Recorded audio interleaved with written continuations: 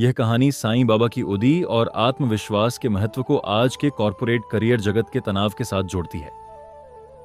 साईं बाबा का डिजिटल संकेत, जब नौकरी बचाने आया एक पुराना ईमेल। यह एक ऐसी कहानी है जो बाबा की सर्वव्यापीता को दर्शाती है कि वे केवल शिरडी में नहीं बल्कि हमारे कंप्यूटर स्क्रीन और आधुनिक जीवन के हर पहलू में मौजूद हैं। आधुनिक संकट, नौकरी का तनाव।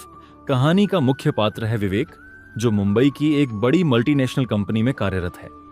वह साईं बाबा का भक्त है, लेकिन काम के दबाव के कारण पिछले कुछ समय से वह पूजा पाठ में ढीला पड़ गया है। विवेक की कंपनी में छंटनी, लेऑफ्स का दौर चल रहा है।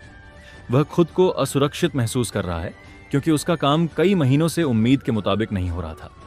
अंतिम चेतावनी और निराशा।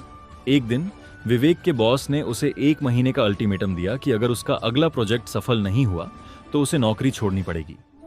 विवेक पूरी तरह टूट जाता है। उसे अपनी पत्नी की बात याद आती है कि संकट में हमेशा बाबा को याद करना चाहिए। वह तुरंत अपने घर के मंदिर में जाता है और साईं बाबा की मूर्ति के सामने रो पड़ता है। वह गुस्से में कहता है, बाबा, आप जानते हैं कि मुझे इस नौकरी की कितनी जरूरत है, फिर भी आप मेरी मदद क्यों नहीं कर रहे? उदी और डिजिटल मार्गदर्शन। विवेक फिर द्वारकामाई से लाई गई उदी, पवित्र राख की एक चुटकी लेता है और उसे पानी के साथ पी लेता है। वह अपनी डेस्क पर वापस आता है, लेकिन उसका मन नहीं लगता। अचानक उसके कंप्यूटर पर एक पुराना ईमेल पॉपअप होता है जो उसने 3 साल पहले कंपनी के सर्वर पर किसी को भेजा था। वह ईमेल बस एक टेस्ट मैसेज था जिसका कोई महत्व नहीं था। विवेक अनजाने में उस ईमेल को खोलता है।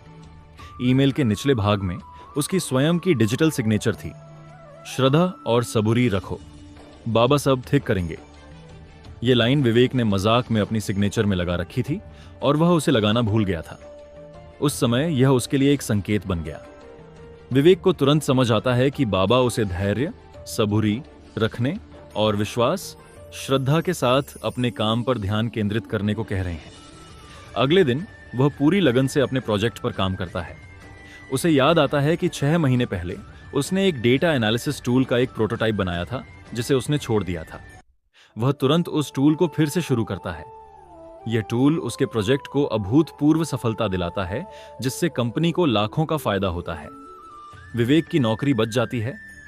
उसे एहसास होता है कि बाबा ने चमत्कार नहीं किया, बल्कि उसके अपने ही पुराने काम और विश्वास के जरिए उसे सही रास्ता दिखाया।